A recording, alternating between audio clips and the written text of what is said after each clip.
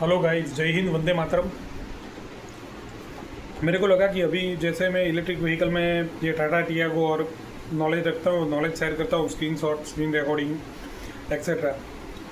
तो मुझे लगा कि अभी जो करंट हॉट टॉपिक है मतलब इथेनॉल ब्लेंडिंग, और इसके ऊपर मेरे को वीडियो बनानी चाहिए। गवर्नमेंट में जैसे हमारी गवर्नमेंट में ने E20 फ्यूल चालू किया, और जैसे मतलब उन लोगों ने वादे किए कि E20 में 20% इथेनॉल होगा, तो उतना मतलब गन्ने से जो इथेनॉल बनता है तो उतना मतलब फार्मर्स को फ़ायदा मिलेगा। लेकिन ऐसा कुछ हो नहीं रहा, मतलब क्योंकि E20 फ्यूल में मेंटेनेंस ज़्यादा आ रहा है, और कई जगह पे तो इंश्योरेंस नहीं चल रहा है, और माइलेज एवरेज भी ज़्यादा नहीं आ रही है। तो फिर फ़ायदा क्या? और E20 फ्यूल जो बोला था कि नॉर्मल पेट्रोल डीजल प्राइस से कम आएगा, तो वो भी नहीं आ रहा, प्राइस भी सेम ही है।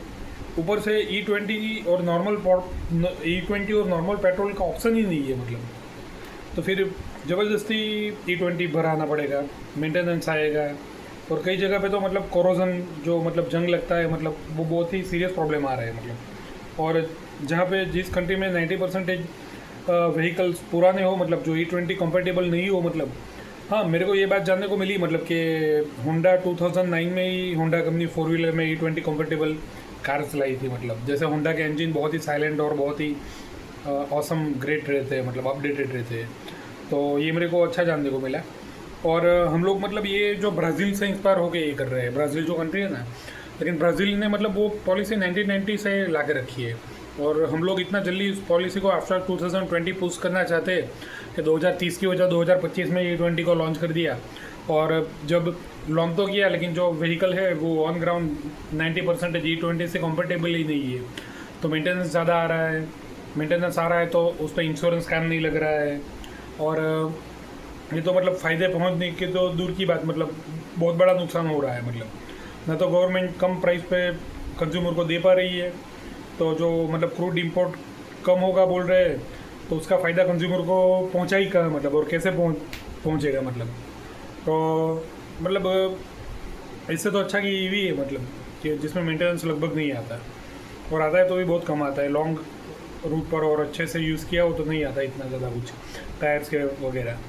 तो मतलब कि ये कॉन्सेप्ट तो मतलब काफ़ी फेल हुआ ऐसा लग रहा है, मतलब क्योंकि एक तो जैसे वो जो स्टडी आई कि 1 लीटर इथेनॉल बनाने में गन्ने के खेत में 2850 के आजू बाजू 2830 के लीटर पानी चाहिए। और अब हमारा इंडिया मतलब इतना वास्ट और ह्यूज कंट्री है, मतलब कि जहाँ पे कई जगह पे तो ऐसा है कि इतना पानी अवेलेबल नहीं है, और हर जगह आप गन्ने की खेती कैसे कर सकते हो? मतलब जहाँ की ज़मीन जैसे रहती है वहाँ पे वैसी खेती की जाती है।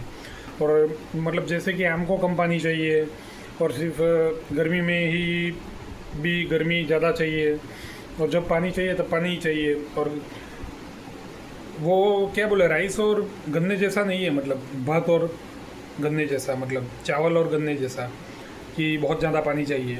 और जहाँ की ज़मीन कंफर्टेबल होगी तो वहाँ पे वही वो पाक, वो फसल ही की जाएगी ना। हर जगह पे तो आप गन्ना नहीं कर सकते, हर जगह पे तो आप ये क्या बोले कि मक्का ही नहीं कर सकते, मक्के नहीं कर सकते।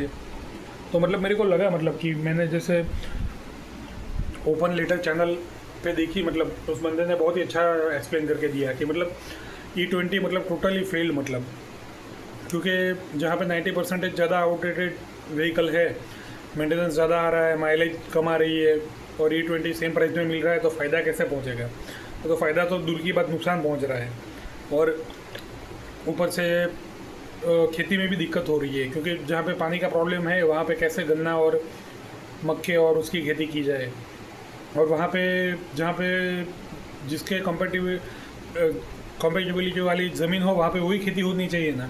आप इतना पुश तो नहीं कर सकते, क्योंकि जहाँ पे पानी की किल्लत होगी वहाँ पे तो आप कर ही नहीं पाओगे।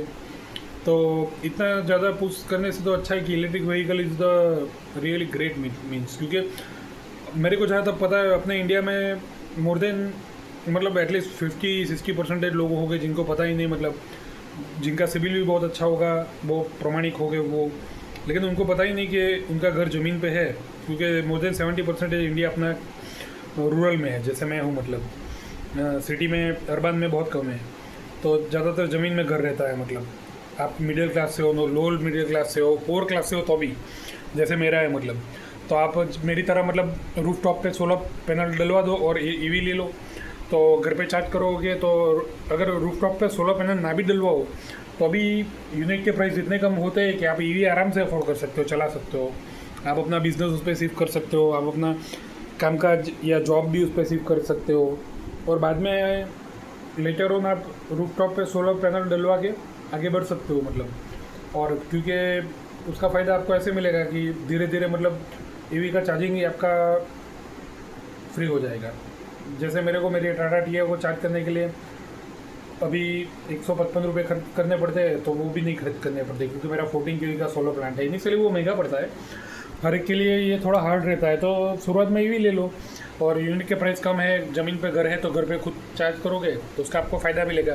क्योंकि सीधी बात है, मोपेड का आप कैलकुलेशन करोगे तो कहाँ 125 का पेट्रोल और कहाँ 22 रुपये की बिजली, और चलाने का भी मज़ा, और न्यू टेक्नोलॉजी, एन्जॉयमेंट और पीस ऑफ माइंड और environment wise it's just a great. और तो वही मतलब इथेनॉल में तो मतलब ब्राज़ील ने जैसे किया वो धीरे धीरे करके अच्छे से शिफ्ट किया है, हम इतने ज़्यादा जल्दी से शिफ्ट नहीं कर सकते। तो मैं यही कहना चाहता था कि जो बायोफ्यूल था वो तो सक्सेस गया ही नहीं मतलब, और इथेनॉल तो मतलब इथेनॉल पे भी ये पुश कर रहे हैं लेकिन उसमें कुछ रिजल्ट नहीं आ रहा, और ऊपर से घाटा का घाटा ही हो जा रहा है। ऊपर से कंज्यूमर और आम लोग जो जॉब करते हैं, काम धंधा करते हैं, सब्जी वाले हैं,